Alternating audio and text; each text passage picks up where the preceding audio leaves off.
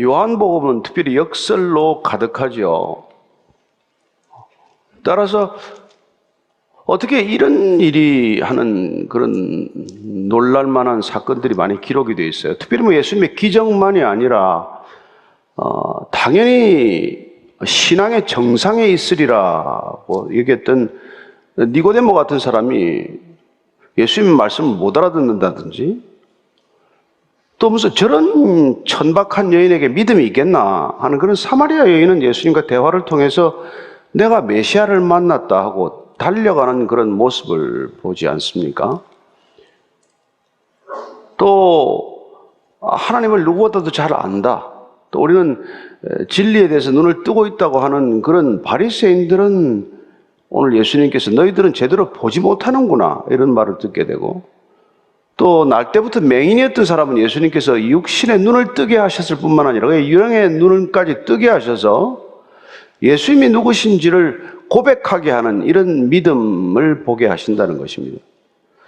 따라서 우리가 우리의 기준이나 잣대로 저 사람은 믿음이 어떤가, 저 사람은 믿음이 좋은가 나쁜가, 이런 걸 쉽게 판단해서는 안 된다는 것을 알 수 있습니다. 따라서 오늘 이 맹인의 사건을 통해서 우리의 믿음을 한번 돌아보는 시간이 되기를 바랍니다. 13절, 14절이에요. 시작. 그들이 전에 맹인이었던 사람을 데리고 바리새인들에게 갔더라. 예수께서 진흙을 이겨 눈을 뜨게 하신 날은 안식일이라. 맹인된 사람을 고쳐놓았기 때문에 아마 이 동네 사람들이야 발칵 뒤집혔겠죠. 여러분, 날 때부터 맹인이었던 사람이 눈을 뜨는 그런 일이 어디 있겠어요? 그러니까 얼마나 이렇게 놀라운 사건이었겠습니까?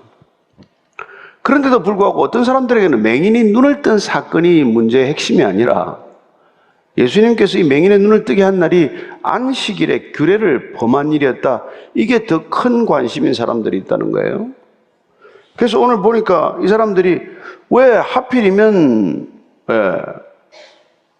예수님께서 안식일날 또 이런 일을 또 하는가? 그래서 이 문제를 어떻게 해석을 해야 되는가? 안식일이라는 규정까지 범해가면서 어겨가면서까지 이렇게 맹인의 눈을 뜨게 하는 건 과연 하나님이 함께 하는 건가? 아니면 이 사람은 혹시 하나님의 뜻과는 다른 무슨 마귀의 능력을 빌어서 하는 건가? 이런 혼란스러운 생각이 생긴 것이죠. 그래서 이 사람들이 고소를 하겠다고 마음을 먹었다면 아마 제사장에게 갔을 거예요. 그런데 이게 해석이 잘 안 되니까 바리새인들한테 어떻게 자문을 구하러 간 거예요. 가서 이제 이 사건을 도대체 어떻게 받아들여야 합니까? 유대인들은 지금 계속해서 예수님이 하나님의 뜻을 좇는 선지자나 메시아가 아니라 이 사람은 지금 하나님의 뜻에 정면으로 위배되는 이게 죄인이다, 거짓 선지자다, 이걸 지금 입증하는 데 주력하고 있기 때문에 계속해서 혼란스러움을 겪게 되고 부딪히는 것을 경험하는 것이죠.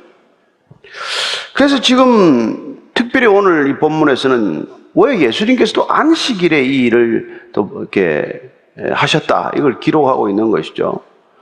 38년 된 병자를 이렇게 세워서 걷게 하신 날도 안식일이었어요. 또 평생 날 때부터 맹인이었던 자가 눈을 뜬 것도 안식일이었어요. 아니, 왜 안식일 날 이런 일을 하시나? 안식일 규정은 그들에게는 생명을 걸고 지켜야 하는 율법인데, 38년 된 병자가 안식일 다음 날 일어나면 안 될 게 뭐가 있습니까? 평생 맹인이었던 눈을 뜨지 못하는 사람이 2, 3일 있다가 눈을 뜨면 무슨 큰 차이가 있습니까? 근데 왜 그러셨냐는 것이죠. 그렇습니다. 참된 안식이란 어떤 것인지를 보여주시고, 또 메시아란 그렇게 안식을 잃어버린 인간에게 진정한 안식을 선물하는 그런 소명을 가지고 이 땅에 왔다는 것을 무시하는 자들에게는 예수님이 무슨 일을 하건 그에 관심이 없는 것이죠. 그냥 오직 이분이 율법을 우리처럼 제대로 지키나 못 지키나, 이것만이 관심이라는 것이죠. 그래서 5절, 6절, 16절, 7절입니다. 시작. 그러므로 바리새인들도 그가 어떻게 보게 되었는지를 물으니 이르되 그 사람이 진흙을 내 눈에 바르며 내가 씻고 보나이다 하니 바리새인 중에 어떤 사람은 말하되 이 사람이 안식일을 지키지 아니하니 하나님께로부터 온 자가 아니라 하며 어떤 사람은 말하되 죄인으로서 어떻게 이러한 표적을 행하겠느냐 하여 그들 중에 분쟁이 있었더니 이에 맹인되었던 자에게 다시 묻되 그 사람이 내 눈을 뜨게 하였으니 너는 그를 어떠한 사람이라 하느냐 대답하되 선지자이니다. 지금 자기들끼리도 논쟁이 이제 생긴 거죠. 이 사건을 목격한 사람들이 바리새인한테 와서 이걸 어떻게 해석해야 합니까? 이게 하나님의 일입니까? 아니면 하나님의 뜻과는 상관없는 일입니까? 이 잠언과 해석을 구했는데 정작 이 사건을 보게 된 바리새인들조차도 이제 의견이 둘로 나뉘었단 말이에요. 안식일을 범하고 무슨 일을 하건 그건 하나님의 일이 될 수 없지. 그렇게 주장하는 또 한 목소리가 있는가 하면은 어떻게 날 때부터 맹인된 사람이 눈을 뜨는 게 하나님의 뜻과 어긋나는 사람이 그런 일을 행할 수 있느냐 하는 반론이 제기됨으로써 이렇게 바리새인들조차도 의견이 나뉘게 되었다. 이 얘기를 적고 있는 것이죠. 그러니까 바리새인들에게 정작 자문을 구하러 와서나 바리새인들조차도 의견이 통일을 보지 못하고 속 시원한 해답을 내놓지 못하니까 이 사람들은 도리어 이 맹인에게 다시 물어보는 촌극, 그런 이상한 일이 벌어진 거예요. 그죠? 예. 야, 네가 눈을 떴다는데 그 눈 뜨게 한 사람이 내가 보기엔 누구냐? 아니 이 사람은 딱 한마디로 선지자입니다. 선지자입니다. 예. 본인이 경험한 자신의 눈을 뜨게 한 사람은 선지자입니다. 이렇게 대답을 해요. 어떻게 해야 눈을 뜬지 다 가르쳐 줬으니까. 그래서 유대인들이 그가 맹인으로 있다가 보게 된 것을 믿지 아니하고 그 부모를 불러 묻되 이는 너희 말에 맹인으로 낳았다 하는 너희 아들이냐? 그러면 지금은 어떻게 해서 보느냐? 그 부모가 대답하여 이르되 이 사람이 우리 아들인 것과 맹인으로 난 것을 아나이다. 그러나 지금 어떻게 해서 보는지 또는 그 눈을 뜨게 하였는지 우리는 알지 못하나이다. 그에게 물어보소서. 그가 장성하였으니 자기 일을 말하리이다. 그들은 듣고 싶은 대답을 들을 때까지 물을 거예요. 선지자입니다. 이건 안 듣고 싶었던 대답이란 말이에요. 어쩌면 지금 여러분들이 언론하고 인터뷰할 때도 조심해야 돼요. 기사 다 써놓고 올걸요? 와서 자기가 원하는 답을 얻을 때까지 계속 물을걸요? 그 답이 안 나오면은 자기 멋대로 해석해서 기사를 쓸 거예요. 이 사람들은 지금 본인들이 가지고 있는 선입견, 편견에 맞는 답이 나올 때까지 계속 물어볼 사람들이에요. 그래서 그들의 논쟁은 끝이 나지 않는 것이죠. 네. 내가 원하는 답을 얻을 때까지 물어보는 겁니다. 심지어 때로 기도도 내가 원하는 것을 주님께서 줄 때까지 기도하는 사람이 많죠.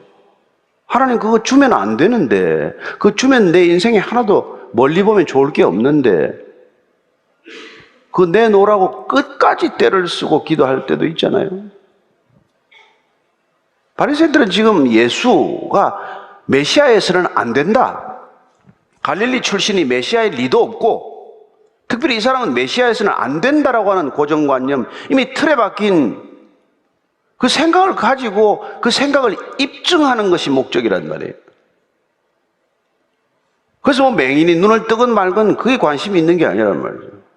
어떻게 하면 예수가 메시아가 아닌가, 거짓 메시아인가, 사람들을 이렇게 혹세무민하는 그런 자에 불과한가, 이걸 입증하는 게 목적이기 때문에 그들이 원하는 답을 얻기 위해서 눈 뜬 사람 너 잠깐 비켜라.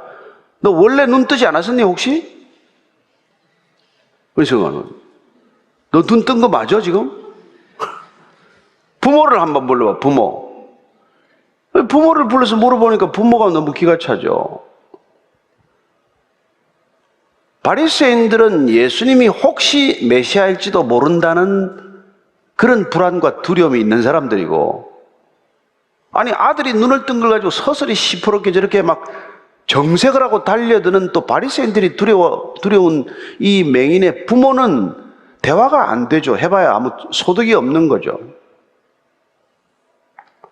그러니까 네 아들 맞냐? 맞습니다. 어떻게 보게 됐냐?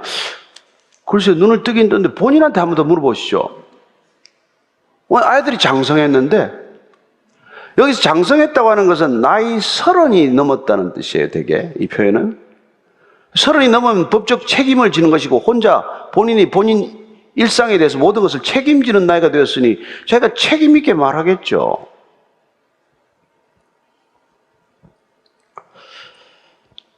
그래서 우리가 어떻게 눈을 떴는지 사실 잘 모르겠습니다. 왜 모르겠어요? 아들이 평생 눈을 못 뜨다가 눈을 떴는데, 집에서 다 얘기 들었겠죠. 어떻게 떴는지, 누가 뜨게 했는지, 얼마나 기뻤겠어요. 그런데 정작 바리새인들 앞에서는 두려워서 사실대로 말 못하는 거죠. 그만큼 위세가 등등하고 협박적이었겠죠. 그러나 또 사도 요한이 여기서 그가 장성했다라는 이 표현을 통해서 중의적인 의미, 또 다른 의미를 우리에게 전하고자 하는 것을 알 수 있습니다. 장성했다라는 것은 성숙했다는 뜻이거든요. 실제로 지금 맹인은 눈을 뜨는 육신의 사건을 통해서 믿음이 생기기 시작하고 그 믿음이 커지는 영적인 사건을 동시에 경험하고 있다. 따라서 그가 장성한 사람이 되었다는, 나이 먹었다는 뜻만이 아니라 그가 믿음을 갖게 되었다. 점점 그가 성숙한 믿음으로 옮겨가고 있다. 이런 뜻을 우리에게 전하고자 하는 의도를 가지고 있는 표현이죠. 그런데 왜 그랬는지 이유를 이렇게 밝히고 있습니다. 22절, 23절입니다. 시작. 그 부모가 이렇게 말한 것은 이미 유대인들이 누구든지 예수를 그리스도로 시인하는 자는 출교하기로 결의하였으므로 그들을 무서워함이라. 이러므로 그 부모가 말하기를 그가 장성하였으니 그게 물어보소서 했더라. 왜 이걸 책임을 미뤘는가 하니까 이미 유대인들이 예수가 그리스도다, 예수가 메시아다라는 것을 시인하고 인정하게 되면 그를 유대교에서 출교하기로 결정한 걸 부모가 알았단 말이에요. 그러니 대답을 못한다, 이런 얘기를 지금 설명해 놓고 있는 것이죠. 자, 24절 25절이에요. 시작. 이에 그들이 맹인했던 사람을 두 번째 불러 이르되 너는 하나님께 영광을 돌리라. 우리는 이 사람이 죄인인 줄 아노라. 대답하되 그가 죄인인지 내가 알지 못하나 한 가지 아는 것은 내가 맹인으로 있다가 지금 보는 그것이니다.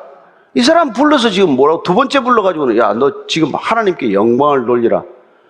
이거 우리 자주 가끔 쓰는 표현이에요. 기도할 때도 그렇고 하나님께 영광을 돌리다. 아니 지금 누가 누구에게 하나님께 영광을 돌리라고 말하는 것입니까?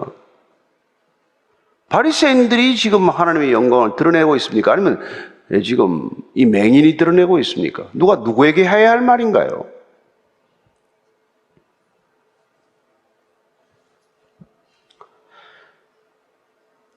이 사람 실컷 얘기했는데 지금 믿지 않고 똑같은 질문 또 하는 거예요. 자기들이 원하는 질문, 원하는 답 얻을 때까지.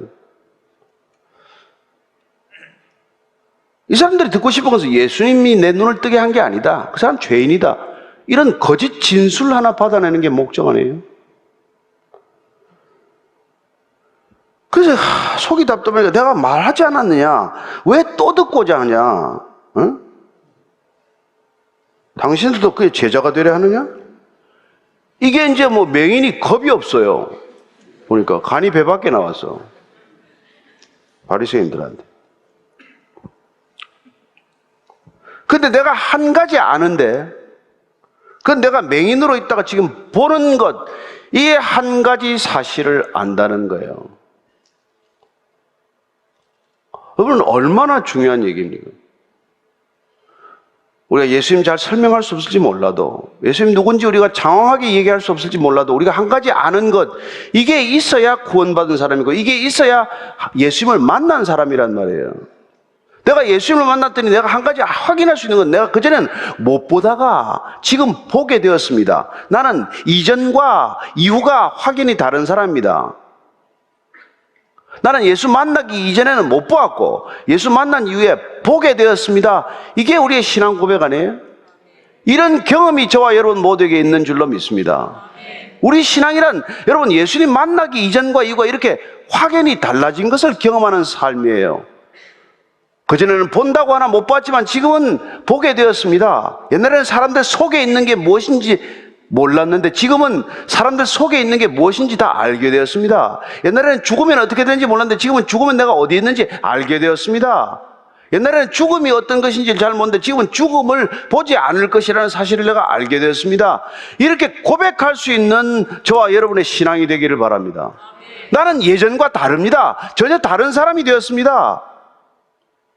한 가지 내가 아는 것은 달라졌다는 것, 누구도 나를 변화시킬 수 없었지만 예수님이 오셔서 나를 통째로 바꾸어 놓았다는 것, 이 한 가지 사실을 고백할 수 있다면 저와 여러분들은 그리스도인이다, 이렇게 말씀하실 수 있는 것이죠.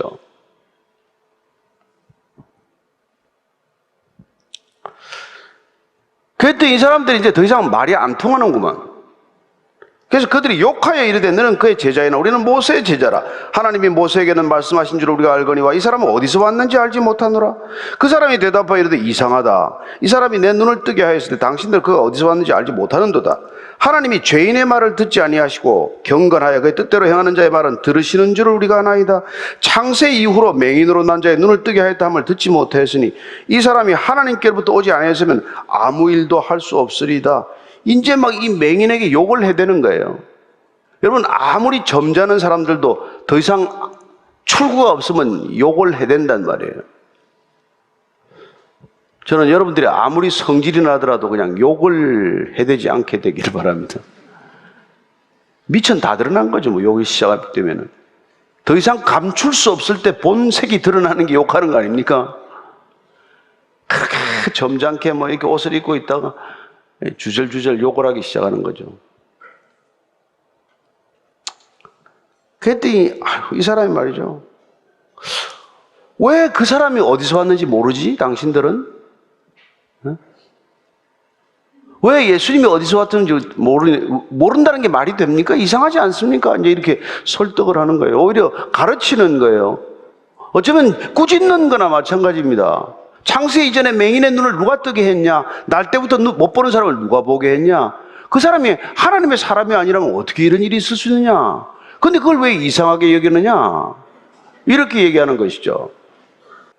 그랬더니 뭐 이제 이 사람들이 이렇게 말합니다. 34절이에요. 시작. 그들이 대답하여 이르되 내가 온전히 죄 가운데 나서 우리를 가르치느냐 하고 이에 쫓아내어 보내니라. 이제 뭐 설교 듣다가 이게 이제 확 열이 뻗친 거죠. 그죠? 야, 너가 지금 누구를 가르치려고 하느냐? 내가 누구를 가르치려고 하느냐? 너 어디다 대고 나를 가르치려고 하느냐? 이게 여러분 교만병의 전형적인 모습이에요. 교만이란 무엇입니까? 나를 가르칠 수 있는 사람을 내가 정하는 거예요. 그게 교만 아닙니까? 내가 당신 같은 사람한테 배울 사람이 아니라 내가 배울 사람은 따로 있어. 이게 교만의 전형적인 거란 말이에요. 그래서 바리새인들은 유명한 랍비가 아니면 배울 생각조차 하지 않았어요. 겸손이란 무엇입니까? 누구에게서나 배울 수 있는 사람이에요. 그렇지 않습니까?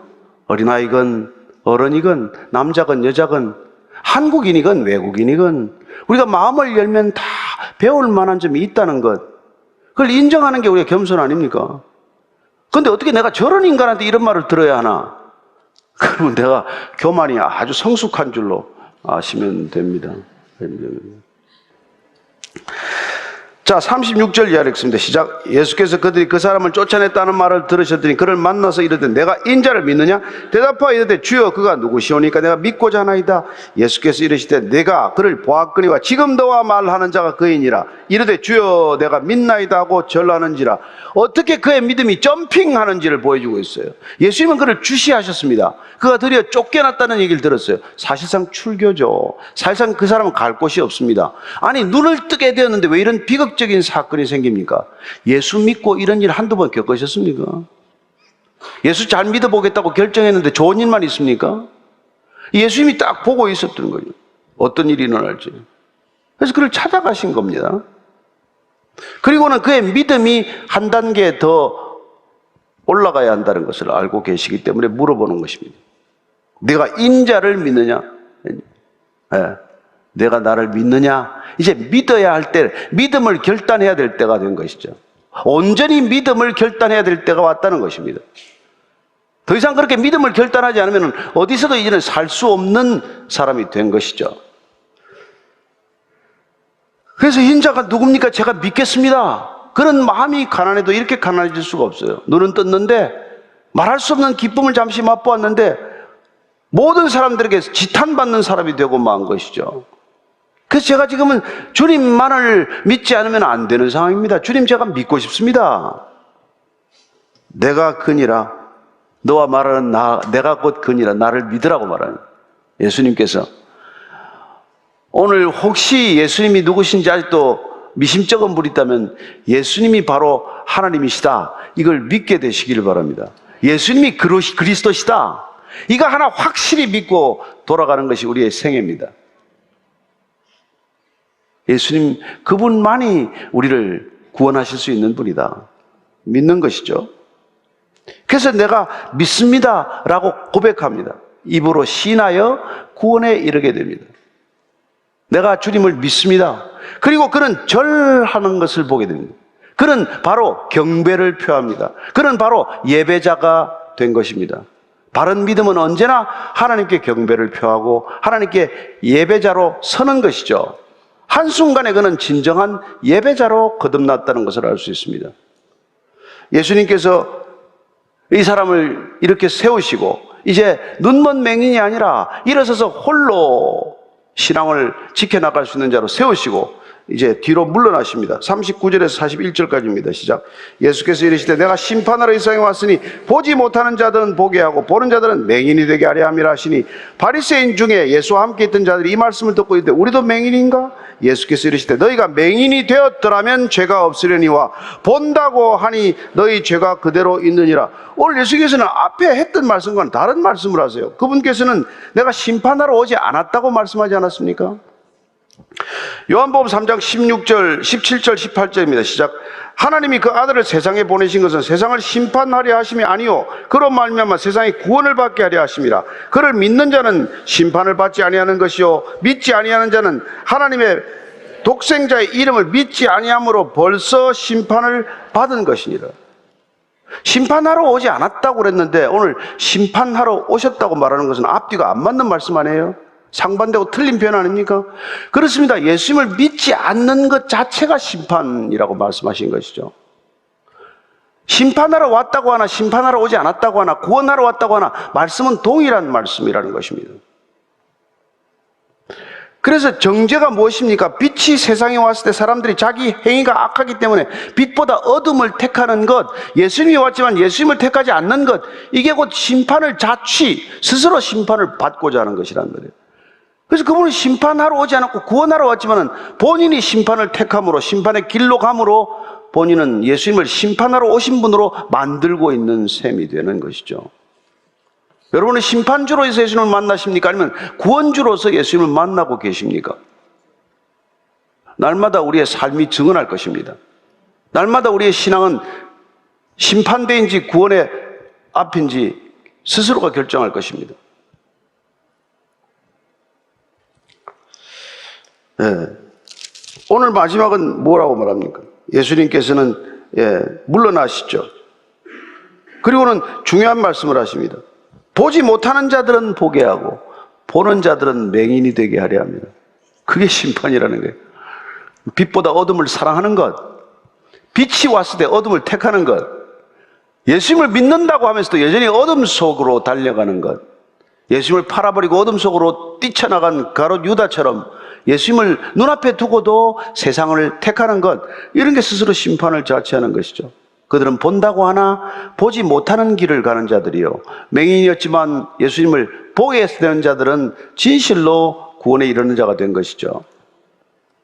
그래서 오늘 예수님은 무서운 말씀을 하십니다. 너희가 차라리 맹인이 되었다면 볼 기회가 있을 터인데 너희들이 본다고 하기 때문에 중요한 것은 무엇입니까? 죄가 그대로 있다는 것입니다. 구원받은 줄 철석같이 믿었는데 구원 못 받고 있는 사람들이 있을 수 있다는 것이죠. 예수님 믿는다고 평생을 시간을 허비했는데 예수님 믿는 것과 상관없는 사람이 있을 수 있다는 것이죠. 어떻습니까? 저와 여러분의 신앙은 어떤 신앙입니까? 오늘 그 질문을 스스로에게 물었는 그런 주일이 되기를 바라고 주일 저녁까지 그 질문에 대한 답을 스스로에게 들려주는 시간이 되기를 바랍니다.